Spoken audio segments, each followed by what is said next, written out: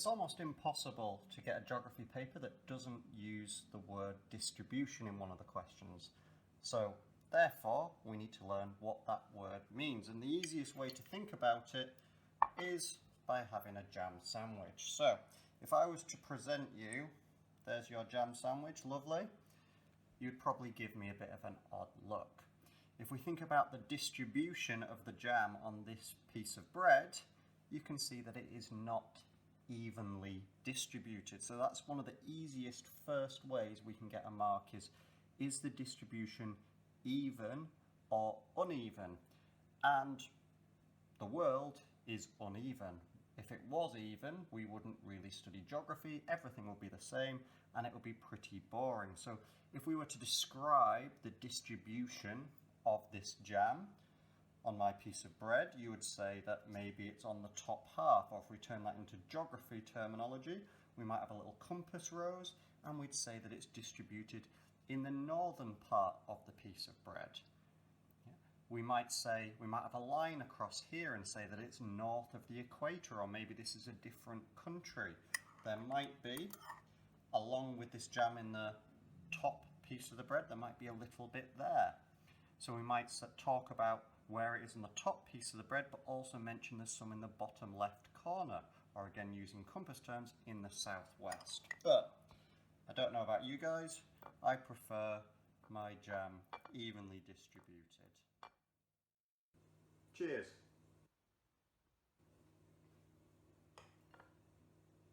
This is a GCSE question and it's all about deforestation. So the question is here, using figure 4.2 only, describe the distribution of the areas where deforestation has taken place in the Amazon basin. So these kind of describing map questions are very popular, part of the skill marks available. We should start big. So by big, we've got the equator.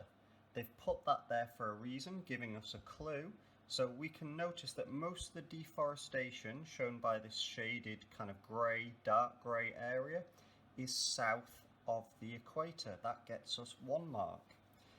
Thinking on a slightly smaller scale than something like the equator, you can see that we've got country boundaries shown within South America.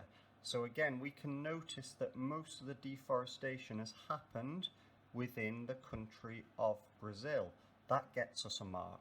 So we've got a compass rose. Most maps will have a compass rose. So we need to mention where in the Amazon basin this deforestation is happening. So generally, it's happening towards the south of the Amazon basin, but also towards the east of the Amazon basin. Again, the key is giving us clues on how we can also get marks. It's showing us where roads are. And if we look where the roads are, we'll notice that there's deforestation along it or nearby. So again, we can get a mark for saying that deforestation occurs close to or around the roads. We might also want to make note that we've got a scale here, so we could potentially use that scale to get a further mark. This is quite a popular type of question. It's almost a trick question. I'll explain why in a moment. So it says, study figure 5.2, which is a map showing information about the percentage of the population in each country with access to clean drinking water. Describe the distribution of countries where 75% or less of the population have access to clean drinking water.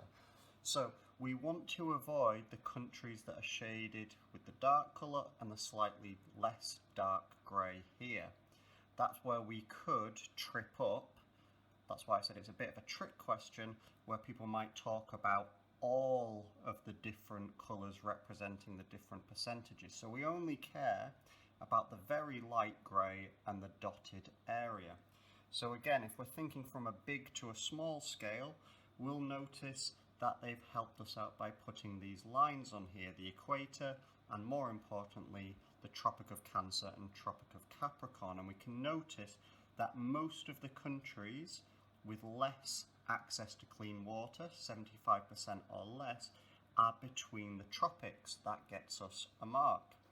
Again, on a slightly smaller scale, we can talk about continents, that the majority of these countries are found within the continent of Africa.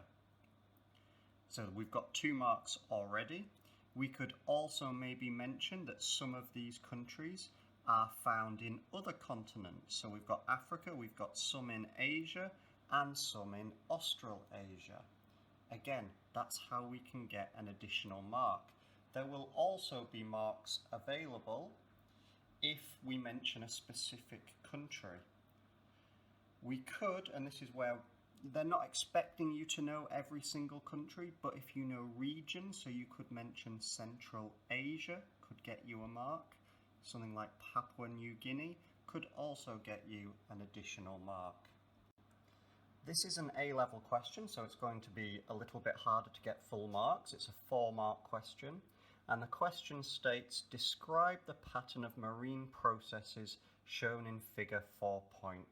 So this is figure 4.1, and you'll notice that the red areas are areas that are showing marine erosion, and the yellow areas are showing deposition. So again, notice what the map is giving us. It's giving us a compass rose, and it's also giving us a scale. So we'll start off with the general trend. Is there more red than yellow on the map? I would say there's more red on it, so you'd say that generally there is more marine erosion than marine deposition to get you a mark.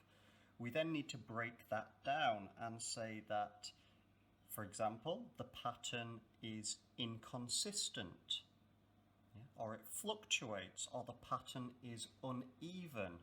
So there's not a real obvious trend. We could also get a mark by saying in certain locations, such as Buzzards Bay over here, Nantucket Sound, and in Cape Cod, that it alternates between marine erosion and marine deposition. So we could have potentially 3 marks already. We may also want to use compass directions, as they've given us a compass rose. So it could be that in the south there's a lot more deposition, but areas to the east, or particularly southeast, and to the north have more deposition than erosion. That's how we're going to get full marks. And it could be, as I mentioned before, you use the scale. Okay, so within, we'd have to measure that, but roughly 20 kilometers along Cape Cod Bay, it alternates from deposition to erosion to deposition.